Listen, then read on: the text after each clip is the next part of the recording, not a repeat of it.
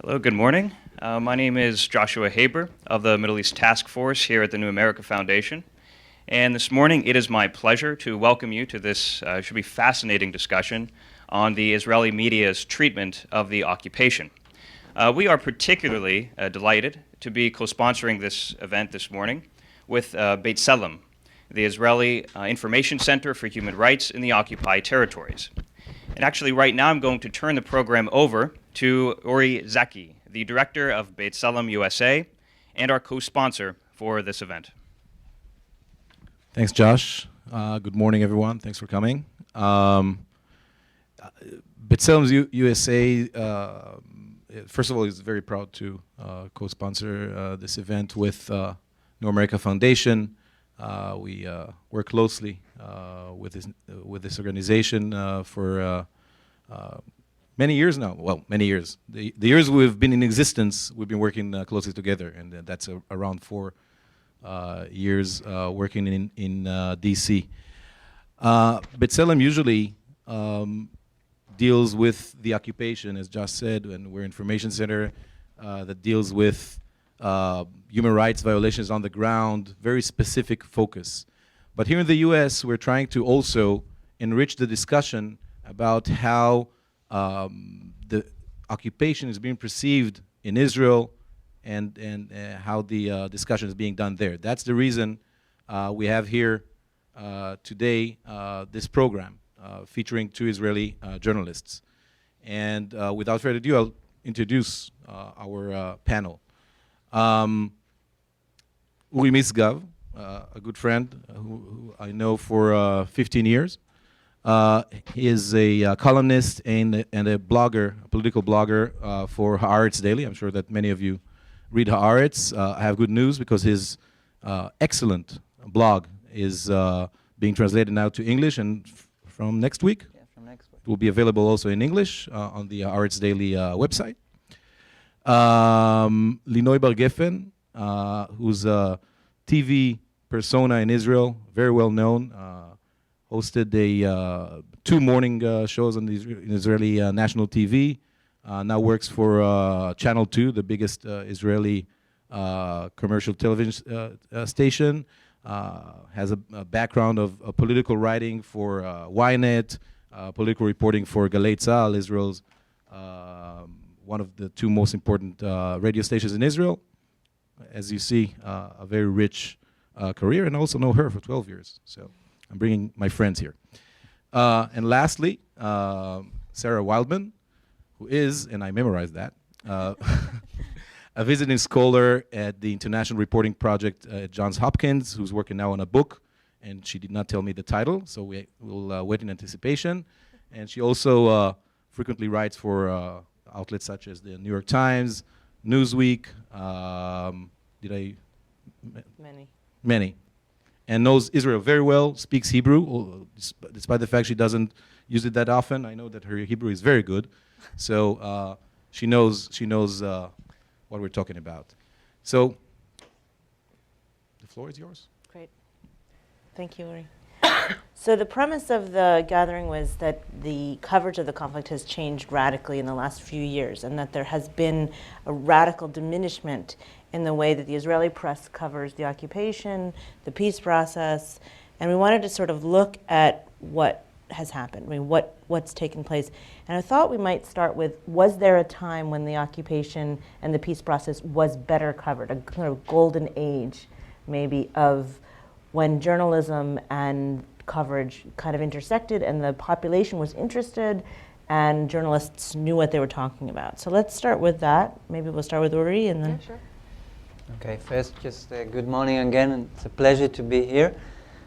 And when I say that, I don't mean that only to be polite. It is, I think, for both of us, quite encouraging to see so many people, a whole community, sometimes we feel it's a whole city or a whole nation, so focused on the Middle East and on the conflict, because you will hear this morning that this is not exactly, those are not exactly the terms in Israel at the moment. So it is encouraging in a way. And then now regarding your questions, I think the high time for coverage, as for everything dealing with the conflict, was the years of the Oslo Agreement. This was like a groundbreaking era for young Israelis and even for older Israelis. Rules have changed. All of a sudden you could speak about the Palestinian people, you could meet them, you could learn so much and so quickly about them. And when I say that, I mean that even when the troubles had begun, and the terror had begun, and the fighting began later in the decade, it was still very well covered. And you could get, I wouldn't say, not necessarily a balanced cover, but a wide range covering. We had reporters there. We could go there. There was no segregation wall and no limitation on entrance for journalists. And that was the decade of the 90s. I think those were what you call the golden years. We don't see them as golden anymore in terms of what happened, but in terms of coverage, it was a whole different story. Just a small example. I did a story as a young journalist, a magazine story about the building of the national Palestinian team in soccer. In order to do that, I went 3 times on my own to Gaza Strip, interviewed, went with that team to Jordan, to Amman, to cover the Pan-Arab Games.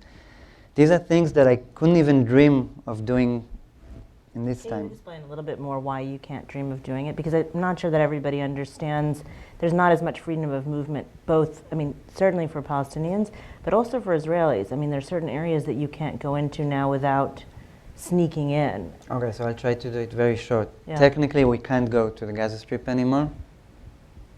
When you're talking about a siege, it means that you can go in and can go out. We can go to the West Bank as journalists. Linoy has done it, I think, Few times, yeah. I've done it earlier. But again, it's not secure, it was. But more, if we talk about substance, those stories are not that welcomed anymore.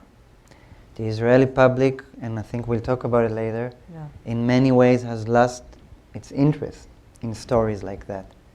That, I think, a new generation of journalists like Linoy and me and others are trying now to change that balance. But those stories, this magazine, optimistic story about a soccer team, were very welcomed in the last decade. I don't think many people want to read them at the moment. And do you find the same thing?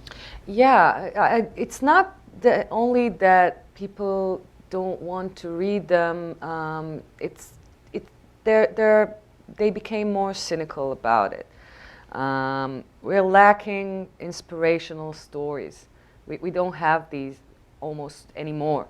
And the coverage during the recent past, the recent 10 years became more and more cynical and more sophisticated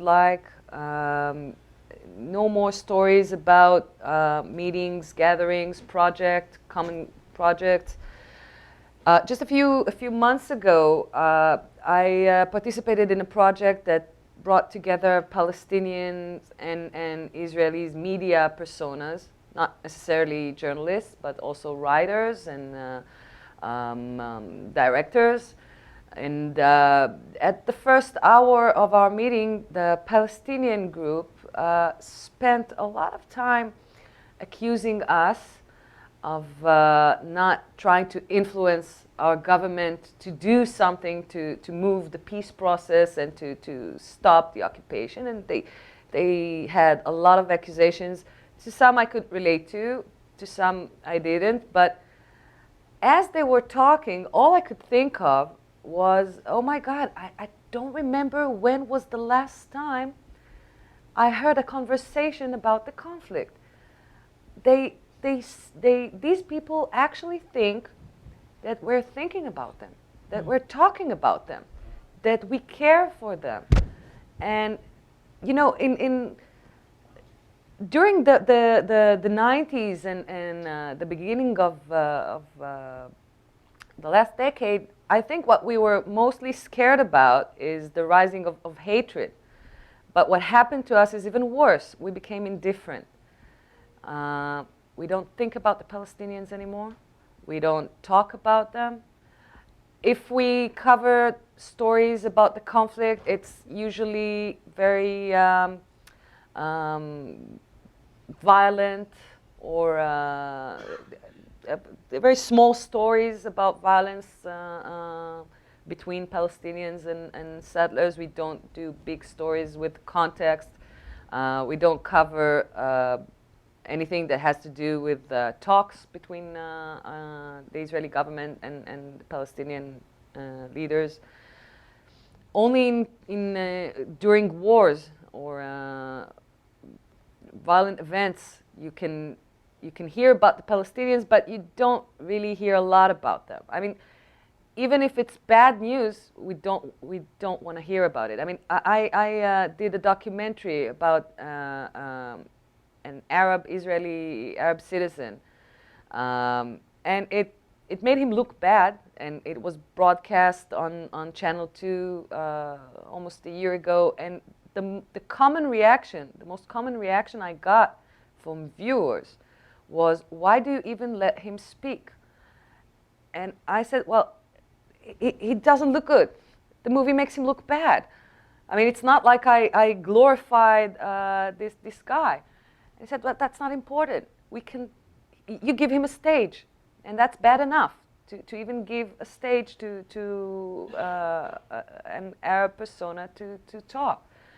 And it's not racism or something like that. It's just, we just don't want to hear about it anymore. We let go of the Palestinian behind the fence.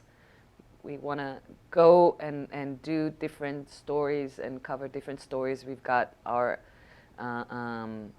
domestic problems, and the whole Israeli perception changed from first let's finish the conflict and then move to deal with domestic problems. Now it completely changed. Now let's solve domestic problems, and after we'll solve them, we'll deal with the Palestinians. We've got all the time in the world. Nothing will happen. Maybe we can transition then into this idea. I mean, last year I was covering a story for The Nation on 972, which is a blog, which is quite far to the left, written in English, but by Israelis mostly, that covers sort of little pieces of the conflict. You know, the Friday protests in Nabi Saleh, or you know, the problems of evictions in Sheikh Jarrah, or you know, problems that are happening both in the West Bank and in Jerusalem and around the country.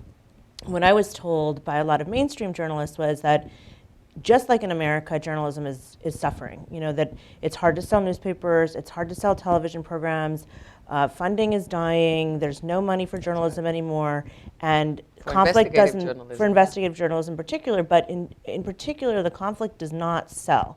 It doesn't sell your newspaper if you put the conflict on the cover.